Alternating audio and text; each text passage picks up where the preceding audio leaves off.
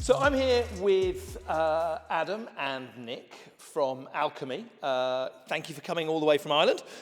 Great to see you. So a great bit of work that you've done for Payzone. You're shortlisted in two categories, Best Brand Consolidation and Best Brand Architecture.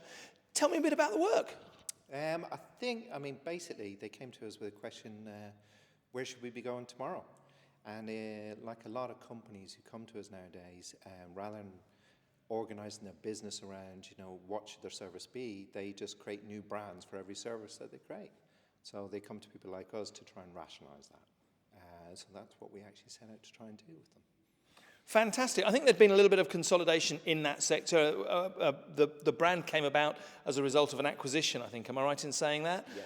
Yes. Does that bring kind of more challenges? Because there's upheaval in that process. Yeah. Tell me a bit about that. Yeah, well, AIB and Fiserv had taken them over, so that was they had much bigger market share than for that. But as you're saying, then there was a lot more stakeholders involved, lots more meetings, a lot more buy-in.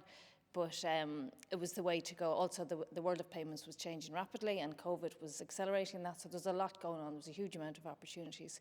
But everybody came on board, and we came up with the positioning. And the whole idea was all about experience is everything. So we got everyone behind that, from staff workshops to creating brand values to, from people answering the phone. So every single thing they did had to be all about experience as everything.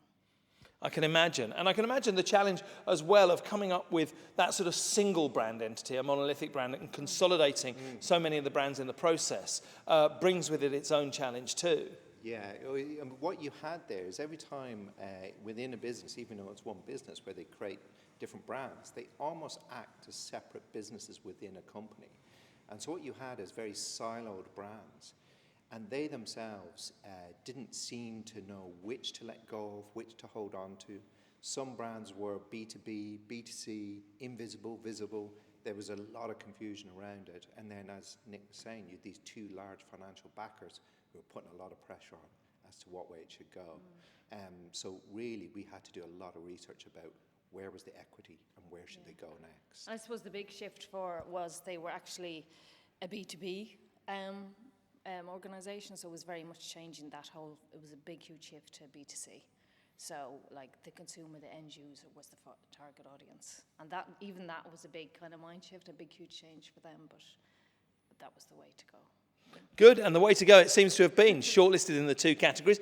Good luck tonight. Thank you very Thanks much. very much. Okay, thank you.